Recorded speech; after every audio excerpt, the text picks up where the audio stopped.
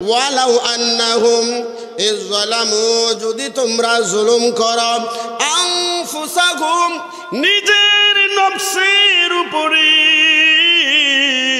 ওয়ালাউ আন্নাহুম ইযলামু আনফুসাহুম, যদি তোমরা বুঝতে পারো আমরা অন্যায় করে ফেলেছি, এই অন্যায় বুঝি আর মা পাওয়ার রাস্তা নাই, এই পর্যায়ে যদি তোমাদের অন্যায়টা চলে যায়, আল্লাহ তাআলা বলেন জাউকা ফাস্তাগফিরুল্লাহ, তখন তোমরা কি করবা?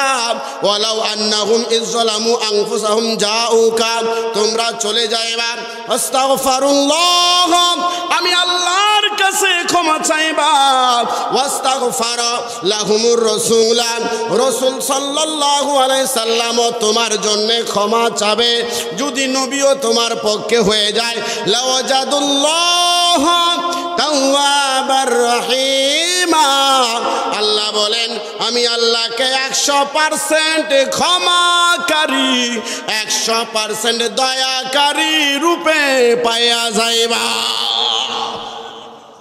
যদি কয় গুনাহ করছো, নামাজ পড়ো নাই, রোজা করো নাই, জিনা করেছো, খুন করেছো, বড় বড় গুনাহ হয়ে গেছে, গুনাহটা যদি এমন পর্যায়ে পৌঁছে যায় তোমার মনে হয় আল্লাহ আমাকে ক্ষমা করবে না, এই পর্যায়ে যদি চলে যায়, আমি আল্লাহর কাছে তো ক্ষমা চাইবা, নিজে নিজে না, রাসূলের কাছে যাইয়া তুমিও আমার কাছে ক্ষমা চাইবা, আমার নবীও যদি তোমার জন্য ক্ষমা চাই, লাওয়াজাদুল্লাহ, আমি আল্লাহকে পাইবা তাওয়াবার রহিমা, একেবারে 100% ক্ষমাকারী রূপে। অর্থাৎ নবী যদি তোমার জন্য আমি আল্লাহর দরবারে উকিল হিসাবে হাত তুলে, এই দোয়াটা মিস হবে।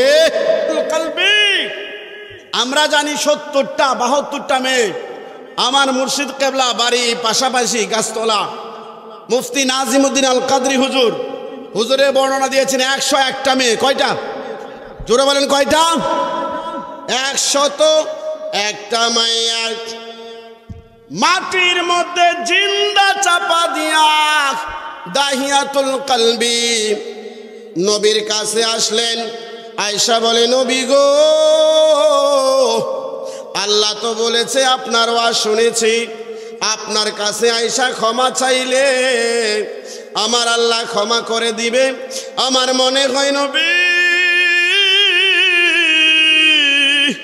আমি এত অন্যায় করেছি, আমারে আমার আল্লাহ ক্ষমা করবে না, আমারে আমার আল্লাহ ক্ষমা করবে না, এত বেশি পাপ আমি কইরা ফালাইছি। আমার নবী ডাক দিয়া বলে, দাহিয়া রে, কি পাপ তুমি করেছো? বলে, ইয়া রাসূলুল্লাহ, একটা নয়, দুইটা নয় নবী গো, 101টা জিন্দা মাইয়া আমার এই পাপি হাতে মাটি চাপা দিয়া মাইরা ফালাইছি। চিৎকার দিয়া বলেন আল্লাহু আকবার। আমার নবীকে বলে, নবী 100 মাইয়া আমি জিন্দা মাটি চাপা দিয়েছি, অনুশোচনা নাই, কষ্ট নাই। আমার বিবির পেটে একটা বাচ্চা, এই বাচ্চাটা রাইখা আমি সফরে চলে গেলাম, লম্বা সফর, 7-8 বছর, প্রায় 10 বছর লম্বা সফরে থাইকা বাড়িতে আসার পরে সুন্দর একটা ফুটফুটে মেয়ে আমার বিবির পাশে খেলাধুলা করে। ইশারা দিয়া বললাম, বিবি রে, এই মেয়েটাকে আল্লাহ যে বলল নবীর কাছে আয়েশা ক্ষমা চাইলে পাহাড় পরিমাণ গুনাহ আমি আল্লাহ ক্ষমা করিয়া দে। আওয়াজ করে বলেন না আল্লাহু আকবার। এই দাহিয়াতুল কলবি কই, নবী গো, এই সুন্দর বাচ্চাটা ইশারা দিয়া বললাম, ওরে আমার বিবি, এই বাচ্চাটা কার? বিবি ইশারা দিয়া কই, স্বামী গো, এই বাচ্চাটা তোমার আর আমার। দাহিয়াতুল কালবি কয় নবী গো, এই বাচ্চাটা যখন বলল তোমার আমার, আমি বললাম বিবি মারলি না কেন? বিবি ডাক দিয়া কই স্বামী দেখো না চাইয়া আপাদ মস্তক তোমার চেহারা পাইছে। ও স্বামী এই জন্য আমি বহুবার চেষ্টা করেছি তারে মারার জন্য। ওগো স্বামী আমি মারতে পারি না, মারতে গেলেই তোমার কথা মনে হয়ে যায়। আমার নবীর কাছে দাহিয়া ঘটনা কয়, বলে ইয়া রাসূলুল্লাহ আমি পাষণ্ড। বিবির কাছ থেকে মেয়েটাকে আলাদা করে বললাম তারে নিয়ে ঘোরাফেরা করতে যাই। এই চালাকি কইরা বাচ্চাটাকে বাড়ি থেকে সরায়া নিলাম, এক পাহাড়ের কাছে নিয়ে গেলাম। ওখানে যাইয়া গো নবী আমি কোদাল নিয়ে গেলাম, আমি গর্ত করতেছি, পাথরের গর্ত করতেছি গো নবী। এই বাচ্চাটা বলে আব্বা আব্বা গো পাথরের গর্ত কেন করো? পাথর কাটিয়া আমার ঘাম হয়ে গেল। এই বাচ্চার জামা দিয়া গো নবী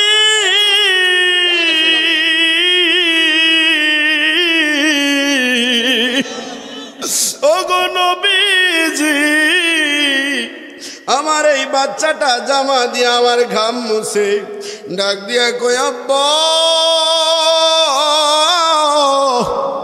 জীবনের প্রথম আপনারা দেখলাম গো আব্বা, এত কষ্ট কইরা কেন গর্ত করেন? আমি তার কথা শুনি না গো নবী, আমি পাষাণ গর্ত করতে করতে গর্ত করতে যাই। ইয়া রাসূলুল্লাহ নবী গো এক পর্যায়ে গর্ত যখন গভীর হয়ে যায়, হঠাৎ করে আমি পাষাণ আমার মেয়েটাকে ধাক্কা মাইরা গর্তের মধ্যে ফলাইয়া দিলাম। ওগো নবী আপনারা জুড়ে বলেন আল্লাহু আকবার। ওগো নবী বাচ্চাটা যখন গর্তে পড়ে যায়, পাথরগুলো কঙ্করগুলো বাচ্চার শরীরে দেয়, পাটা যখন একেবারে মাটির সাথে লাইগা গেছে, বাচ্চাটা ডাক দিয়া কয় আব্বা গো আমার মাইরো না, আমার মাইরো না, আমি এমন জায়গায় চলে যাব গো আব্বা তোমার নাম পরিচয় দেব না। আমার মায়ার নবী চোখের পানি ফালায়া ফালায়া দাড়ি মুবারক গুলো ভিজে যায়, চিৎকার দিয়ে বলেন আল্লাহু আকবার। বন্ধুরা রে আমার, ও মা বোনেরা, এই বাচ্চা কই আব্বা গো আমার ময়ূর না, আমি তো তোমারই মেয়ে লাগি। ও গো আব্বা আমি কি অন্যায় করলাম? দাহিয়া কই নবী গো বাচ্চার এই কথাগুলো আমার মায়া লাগে নাই, আমি পাষাণের মতো এত নূরানি চেহারা ফুটফুটে বাচ্চাটাকে আমি জালেমের মতো নবী গো মাটি চাপা দিতে দিতে গলা পর্যন্ত নিয়ে আসলাম। এমন টাইমে মেয়েটা গো নবী ওই কঙ্খরের উপর দিয়া হাত পালায় কয় আব্বা ও আব্বা বড় কষ্ট হয়, আমারে আর আপনি মাইরেন না, আব্বা আমারে আর মাইরেন না। এইভাবে আমার মেয়েটা কাকুতি মিনতি করলো, ইয়া রাসূলুল্লাহ নবী গো আমি পাষাণ, আমি তারপরেও তারে মাটি চাপা দিছি, 100 মেয়ে মাটি চাপা দিয়েছি, আমার মনে অনুশোচনা নাই। ইয়া রাসূলুল্লাহ আমার এই মেয়েটাকে মাটি চাপা দেওয়ার পর আমি খাইতে পারি নাই গো নবী, আমি ঘুমাইতে পারি নাই, আমার ঘুমে ধরে না। শুধু ওই চিত্রটা আমার চোখে বেশি আছে। ডাক দিয়া বলেছিল আব্বা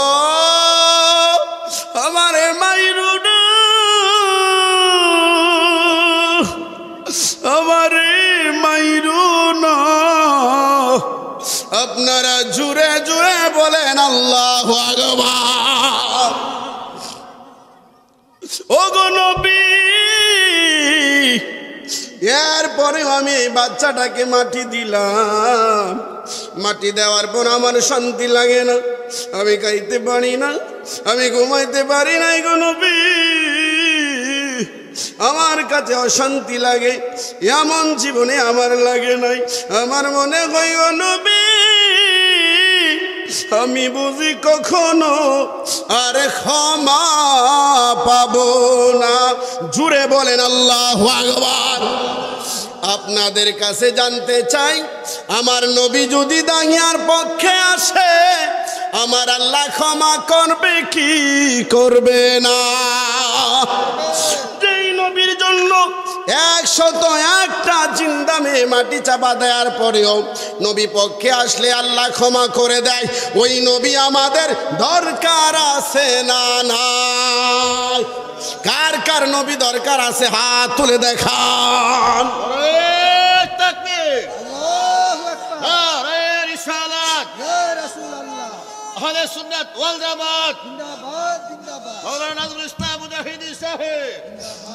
জুড়ে বলেন আল্লাহু আকবার। বুঝে আমার আল্লাহর ওয়াদা, গুনাহ করছো অন্যায় করছো আমার নবীর কাছে যদি চলে আসো, আমি আল্লাহর কাছে যদি ক্ষমা চাও, আমার নবীও যদি তোমার পক্ষে ক্ষমা চায়, আমি আল্লাহর ওয়াদা তোমার জিন্দেগীর সব গুনাহ মাফ করিয়া তোমারে আমি আল্লাহ জান্নাতি বানায়া দেব। জোরে বলেন আল্লাহু আকবার। ওই নবী আমাদের দরকার আছে না নাই?